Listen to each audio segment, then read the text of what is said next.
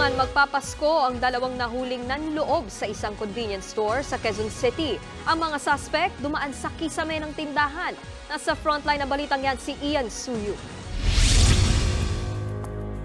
Sa CCTV footage na ito makikita ang isang lalaking bumaba sa kisame ng isang convenience store sa Novaliches, Quezon City, Miyerkules ng madaling araw.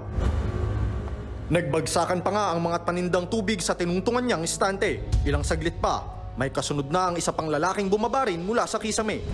Agad dumiretso ang mga suspect sa counter, saka pinaglilimas ang laman ng kaha at mga paninda. Ang isa sa kanila, sinubukan pang buksan ang vault ng tindahan. Ang hindi nila alam, sapul na sapul sa CCTV ang ginawa nilang pagnanakaw. Around 2:30 AM, nakatanggap tayo ng tawag regarding sa panloloob sa kanilang convenience store dito along sa Sano Road. No? And immediately, dinispatch natin yung nearby FBPs natin. Agad pinalibutan ng mga pulis ang paligid ng establishmento, saka nila pinasok ang convenience store. Para ma-verify natin, inakyat natin sa bubong, and doon natin nakita na meron butas na katibayan na ginamitan ng lagaring bakal.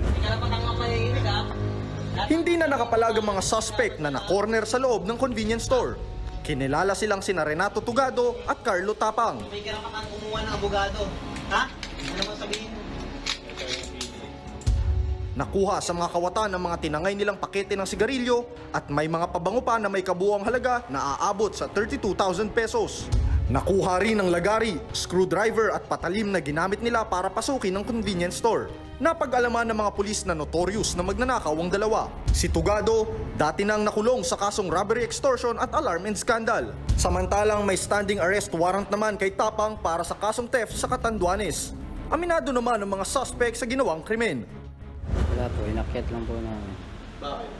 Para po magkapera sa Pasko. Nalinuntas niyo yung bugo? Opo, sir. Pudala po namin yung 20 bebe po. Sa kulungan na magpapasko ang mga suspect na mahaharap sa reklamong robbery. Nagbabalita mula sa frontline. Ian Suyu, News 5. Mga kapatid, Nikki de Guzman po.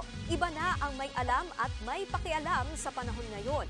Para sa tuloy-tuloy na balitaan sa Frontline kahit weekend, mag-follow at mag-subscribe sa social media pages ng News 5.